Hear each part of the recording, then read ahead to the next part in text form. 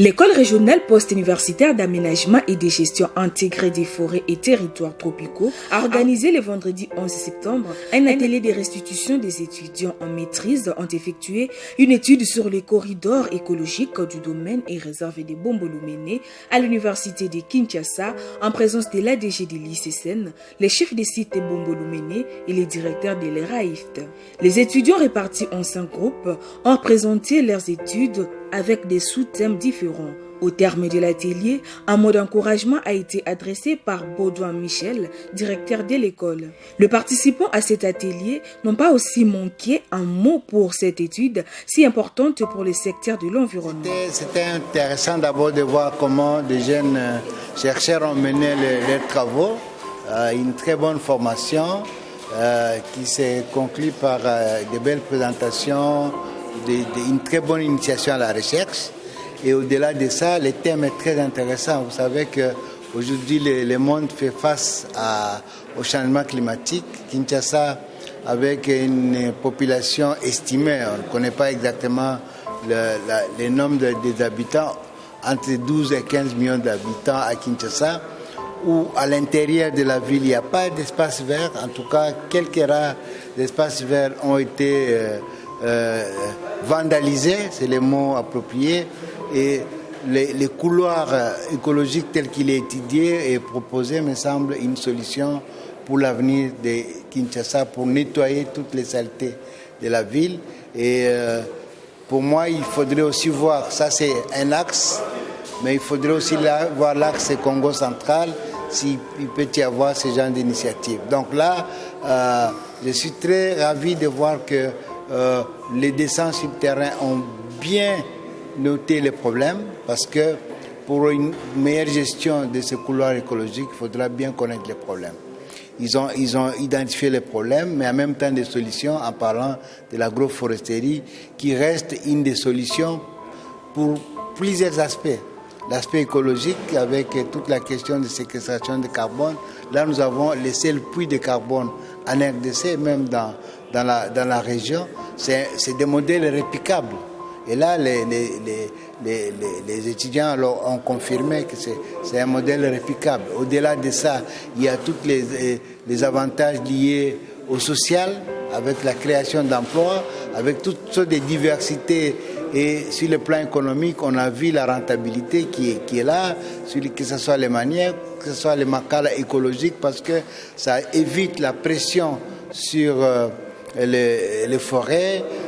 Il y a la production du miel, il y a tous les aspects de transformation. Donc je crois que c'est un modèle qu'il faut vulgariser au lieu de s'entêter avec les questions d'engrais qui n'ont pas de meilleurs rendements et de manière durable.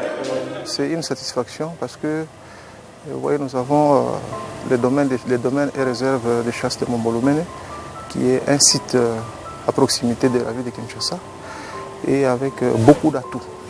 Il y a beaucoup de potentialités du point de vue faune, du point de vue paysage. Donc je dirais là les atouts touristiques, les atouts scientifiques pour la recherche, etc.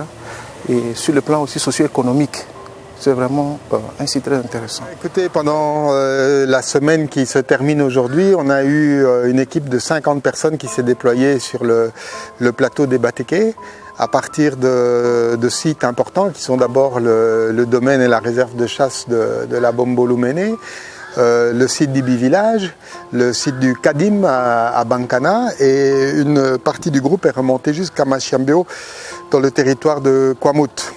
Et le but du jeu, en partenariat avec l'ERAIFT, et donc l'école régionale d'aménagement de forestière et tropicale, c'était justement de collecter un ensemble d'informations, de paramètres grâce auxquels on va alors composer la note de projet du corridor écologique des Bateke.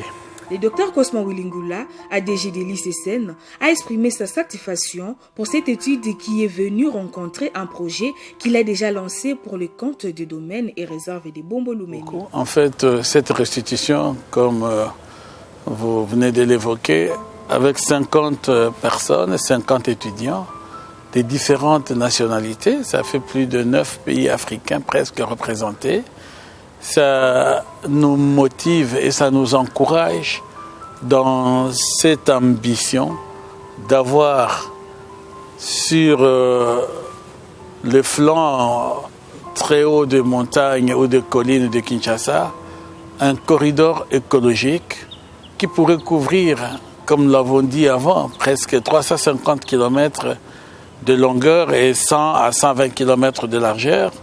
Ça va constituer une de grandes solutions, non seulement pour la RDC, mais ça constituera un des grands puits carbone, un des grands noyaux, en fait, dans cette évaluation du carbone dans notre pays. Donc, je suis très confiant que ces ambitions, ces idées vont pouvoir se réaliser. Nous avons écouté toutes les restitutions et nous sommes certains que des éléments d'analyse évoqués par ces scientifiques vont bien contribuer à bien affiner notre projet. Et surtout, nous savons qu'en cette phase, qui a été une année charnière dans le cadre des mobilisations de ressources au niveau de notre partenariat international, nous pouvons monter un projet bien bancable et qui pourra apporter des ressources afin que ce corridor écologique devienne une réalité. En fait, c'est une équipe qui s'est montrée vraiment à la hauteur. Ce sont des jeunes, je pourrais appeler même doctorants, qui font leur maîtrise et qui ont dans si peu de temps saisi la nécessité et l'opportunité du corridor, mais également analysé les différents points dans le secteur du plateau de Batéké qui nous seront beaucoup plus profitables lorsque nous devons les intégrer dans un projet assez important du corridor écologique. Nous les encourageons, nous les remercions pour le travail qu'ils ont abattu. Signalons que cette école est la seule en Afrique centrale qui travaille dans ces domaines et travaille en partenariat avec l'ICCN.